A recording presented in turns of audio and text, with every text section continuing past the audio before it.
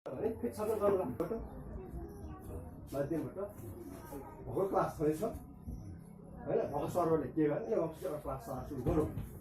अनि अर्को कुरा के गर्नु पऱ्यो भने यहाँ आज विद्यार्थीको तपाईँले गरिरहनु भएको थाहा छैन, हरेक बच्चाको सबै बायोडाटा थाहा हुनु पर्यो। त्यो बच्चा कति दिन स्कुल आउँछ, महिनामा उसको हाइट कति बढ्यो, खाजा के ल्याएर खान्छ, घरमा होमवर्क कति गर्छ, सबै रेकर्ड हुनुपर्छ। बोर्डिङ मेरो खास गरी बोर्डिङ पढाउँदा मैले के खोज्छु भनेपछि तपाईँहरू के सम्झिनु पऱ्यो भने मेरो बच्चाले जे कुरा तपाईँ सबैलाई देख्नुहुन्छ नि, त्यो अरू अभिभावक चाहिँ सबैलाई देखेको हुन्छ नि। मेरो छोरो डक्टर होस्, मेरो छोरो इन्जिनियर होस्, मेरो छोरो डाटा एकाडेमी होस्, ठुलो नेता होस् भनेर छ नि, त्यो सबैलाई पुरा गर्ने जिम्मा हामीले लिएको हो नि त है। त्यो जिम्मा हामीले लिएको हो नि त। अभिभावकसँग अध्यक्ष तपाईँ जिम्मा लिनुभयो, हेड सरहरू वडा जिम्मा सरहरू तपाईँले सहसर भन्छ हामीले जिम्मा लिएको नि त। त्यो जवाबदेही हामीले लिनु पऱ्यो नि त होइन। त्यो सपना पुरा गर्ने जवाबदेही त हामीले तलब खाएर हुन्छ कि नेतागिरी गरेर हुन्छ कि समस्या हामीले जिम्मा लिएको हो नि। त्यो पुरा गर्ने काम हामीहरूको दायित्व। पैसा आएर मात्रै जानु भनेको होइन, हामीसँग 16 साल प्रयोगशाला गर्नुपर्छ। धेरै त्यहाँको आश गर्नु हुँदैन होइन। नसक्दा राज्यसँग भाडा गरेर लिने हो। नयाँ नयाँ कुरो भयो हामीले यति प्रयोग गरिसकेको छ, राज्यले शिक्षामा पैसा हाल्न बाध्य हुन्छ। निजी पैसा हालेर चलाएको कुरो त पैसा हाल्न बाध्य हुन्छ नि। यति हामीले प्रयोग गरौँ, भएन भने सहसता हाल्नुपर्ने पैसा के छ, अन्त ल्याउनुपर्ने कुरा के छ मैले भन्छु।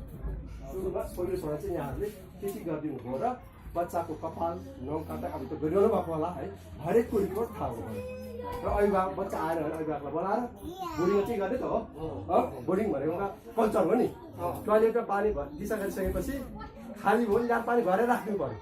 अर्को मान्छे जाँदाखेरि त्यो पानी चाहिँ खाली हुनु भएन। शिक्षा कल्चर सिकाउने हो नि त। पुरा एकदम साना छन् होइन। तर स्कुल भनेको जीवन बाँच्नको लागि सहज हुने कुरा नै शिक्षा हो। त्यो चाहे डक्टर भएर होस्, किसान भएर होस्, जीवन पाल्न सक्नु पऱ्यो नि त होइन। त्यो शिक्षा हामीले दिने यति तपाईँ हामीले गरौँ। बाँकी कुरा हामीले के गर्नुपर्ने मैले गर्छु। यो भयो विद्यालयभन्दा बाहिर अब यो मेन कुरा जोड्ने भाव संस्कृतिको कुरा कहाँ छन् त्यो कुरा बहस गरेर त्यसलाई छुट्टै गरौँला। अभिभावक त्यो कुरा गरौँला। शिक्षाको बारेमा चाहिँ यतिसम्म मेरो छोरो यस्तो होस् भनेर सपना देख्छौँ। त्यो गाउँले गरिब गुरुवा जे भन्छौँ सबैको सपना पनि एउटै हो। सबै आमा बाउको सपना एउटै हो। सपना हामी पुरा गर्न हिस्सेदार हो, हामी सबैले गर्नुपर्छ। त्यति मेरो अनुभव हो। मेरो धेरै कुरा छैन। हाम्रो माग गर्ने अभिभावकको हाम्रो सबैको माग पनि त्यही हो। जसमा के छ भने आधुनिक सिस्टमले हामी छिर्नु, हामीले अलि अगाडि नै छिराउन प्रयास गर्यौँ होइन। अङ्ग्रेजी मिडियाबाट छिराउनु भनेर यसपालि त विद्यालय सुधार योजना पनि मैले त्यो हालेको छु है। र अब अङ्ग्रेजी मिडिया लागु गर्ने भनेर यो 2-4वटा कुराहरू मैले गर्न सक्ने कुराहरू विद्यालय सुधार योजनामा पनि मैले हालेको छु यसपालि कुरो कहाँ रह्यो भने अब त्यो बालबुद्धि अस्तिहरूले अलिक पहल गर्यो हजुरले भनेकै हो। अब पहिले हामीले मायाकै कमजोर हो, हाम्रो जे मायाको थियो त्यो त पुरा गर्नु हामी त्यसमा चाहिँ सबैले ताली स्वागत गर्नुपर्ने हुन्छ है। ताली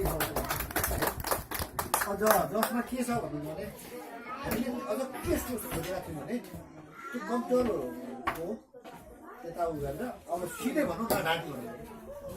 अब हामीले चाहिँ 2-3 लाख पैसा पर्दा हामीले चाहिँ एउटा के गरेको छौँ भने गभर्मेन्ट एउटा अक्षय कोष खोलेका छौँ। कसको आमाको बाबुको जसको नामबाट दिन सक्छौँ एउटा अक्षय कोषको अब हामीले अक्षय कोष किन ल्याउनु पऱ्यो भने 3जना टिचर